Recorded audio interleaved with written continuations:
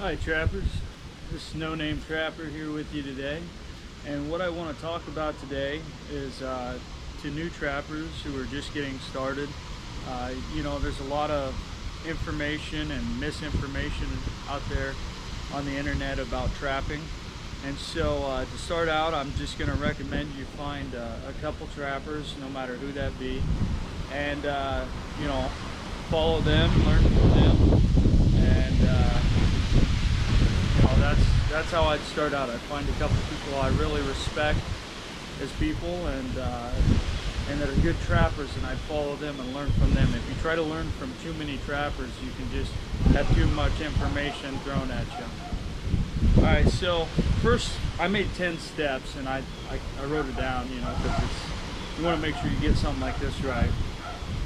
To start out, when you're learning to trap, I would decide on your target animal. All right, that's a big decision based on your location. What's easy to trap, what's a good starting point. For instance, I'm in Iowa, the Midwest. Raccoon trapping is very easy, a good starting point here in Iowa. So that might be something I'd recommend.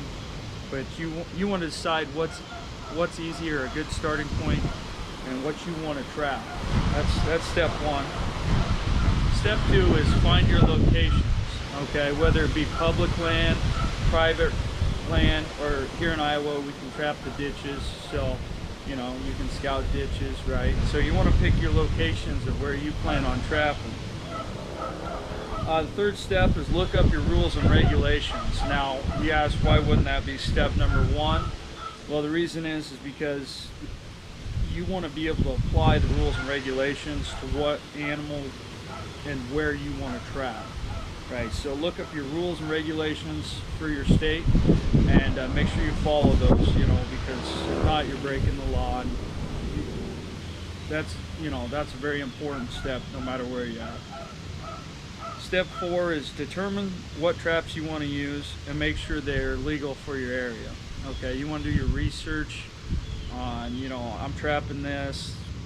Do I want to run footholds, snares, conibears? Pick what traps you want to start out with. And I'd pick 2 traps per animal. Just recommendation. But that's step 4. Step 5 is purchasing traps. Okay, I know a lot of guys go to purchase traps and they buy from like Scheels or maybe Bass Pro. And what I'm going to tell you is, in my opinion, right, that you want to go to a trap supply company to buy your traps. You're going to get a better, more affordable deal by quite a bit, quite a margin, right? Because that's what they do. That's what they carry, right? I mean, it's considerably less than if you just went and bought some traps at Scheels or so on. I mean, you can save a lot of money. So find a reputable business and purchase your traps from them is what I recommend. Okay. Also, they offer starter packages. Some of them do for a new trapper for certain animals. So that's something to keep in mind for you new trappers. Okay, they offer starter packages, so you can pick which animal you want, and they've got the recommendations, and you can buy that starter pack with several of the trapping businesses.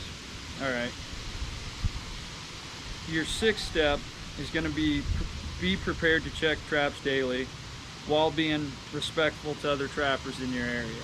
Whether you know it or not, somebody's trapping in your area, right? So there's going to be rough days. You don't want to get up and go check traps.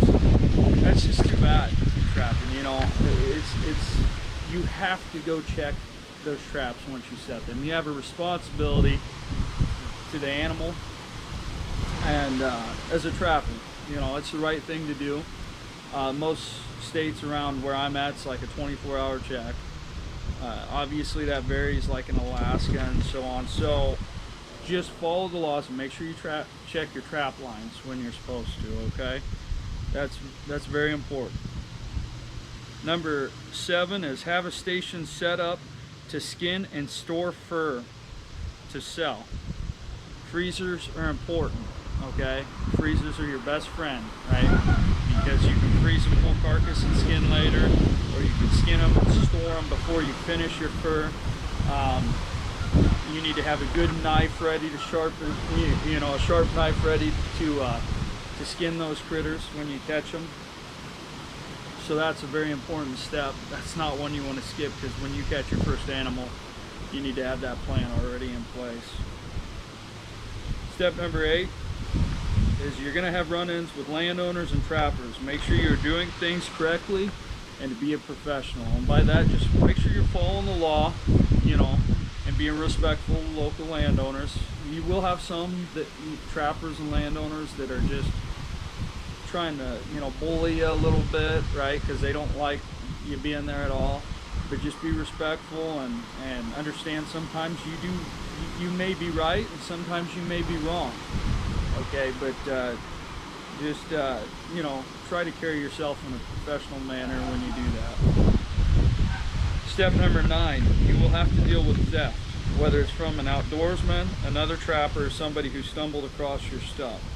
Don't let that discourage you from trapping. Know that it's an unfortunate part of this great tradition. You know, and a lot of times it's not trappers stealing. It's just a low life. I mean, I don't know how to say it. If somebody's willing to steal another person's property, it's a low life. You know, when I was in the Army, I got stolen from fellow soldiers sometimes. So I mean, there's just that chance. You're always going to have those thieves, no matter what you do. It's an unfortunate sight. You're going to get stolen from, but there's ways to help prevent that a little bit, and I've got some videos on that. All right, step 10 is set traps and make memories, and that's the most important aspect of this whole thing. That's what we're all out there for. You know, you can take the kids. It's nice being outdoors. You're going to learn a lot about animals that you just never knew. How they travel, how they hunt. You know, Mother Nature's pretty brutal, so you know, get out there and have some fun, right? Alright, so today I just want to go over an example. And like I said, raccoon trapping in the Midwest is pretty popular. So these are 2 traps I would recommend for a new trapper. We can use 220 conibears here in Iowa, but I wouldn't recommend that to start just because they're pretty unforgiving. So if you get caught, or if you don't set them appropriately, you know, you could get hurt, or you could, you know, possibly harm somebody's animal unintentionally. I'd recommend these other traps here, so I'll grab these real quick.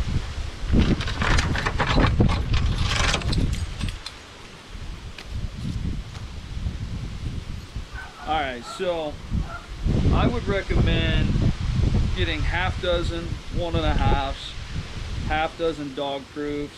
DPs is what we call them, and you'll need bait obviously for your dog proofs. I'd recommend getting 2 DVDs for whatever animal you want to trap. You can pick the name. You know, there's a lot of great trappers out there, but I would get 2 DVDs so you can learn how to trap that animal appropriately. Okay, because and for instance, like on YouTube, like you can watch YouTube like you're watching this obviously, but I like for raccoon a good one on there, and I don't know this guy personally, you know, I've watched his videos before, but Sam Woods Fast Track to Trapping Raccoon. Okay, it's a great video, helped a lot of you starting out, so that's something on YouTube in case you don't have the money to buy 2 DVDs, but I would really recommend getting a couple DVDs on trapping whatever animal you're after. And I'd also recommend going after one critter to start out. You will have other catches, you know, especially like in Iowa, if you're going for raccoon, you're going to catch skunk, you're going to catch possum, you can catch about anything, but you really want to target, learn to target one animal to start out, in my opinion. Okay, so you got your, you know, you got your traps. These are those. You know, you get bait. I use cat food. You can get some commercial bait if you want. 2 DVDs, and you want to catch a catch pole for releasing non-target animals, right? And a catch pole is very important because let's say you got a foothold and somebody's running coon hounds or something, and you catch a hound, right? I mean, God forbid it happen. You can get them released safely and return that animal to the owner. Catch pull will help if the animal's aggressive, and it's in and out, and it's the safest way for you and that animal to be released. It's not common to catch coon hounds. It's just one example. Let's say you're trapping raccoon and you catch a fox, and you have a low population of fox, so you want to release it. Catch pull works great. Okay, so that's what that's for. But anyways, here's a dog proof. There's a 1.5. I like the double jaw. For me, I call them double jaw. These are both Duke brand.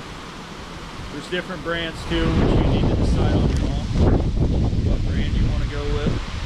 And anyways, that's kind of an intro into trapping. Also, you need to stake your trap.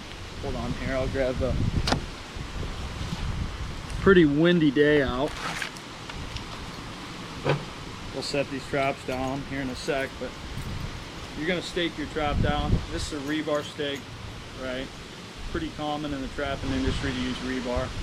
Now there's earth anchors, there's pogos, there's all kinds of several brands of other ones where you can buy a driver and drive them in the ground and use cable or chain, right? So that's an option as well, but just showing you, stake your traps appropriately,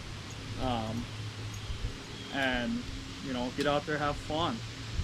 That's what it's all about. I'll set those down and show you. Here's the you can get these in each of your states, the regulations, and you can read them, or you can get them online. And then I order a lot from F&T Post, and I've got Funk here in Iowa that I get a lot of stuff from him as well. But you can order your trapping gear through all of those. There's several companies, I'm not recommending one over the other. I order a lot from Funk just because he's right here in Iowa, but I also order from F&T. So anyways, this is just an introduction video into trapping. I hope it helps somebody out. This isn't me trying to persuade you to buy from any certain person or watch anybody's stuff. Just do what's right for you. Go out there, have a good time. And those are some things you should really look into for starting to learn to trap. So anyways, thank you and appreciate you watching.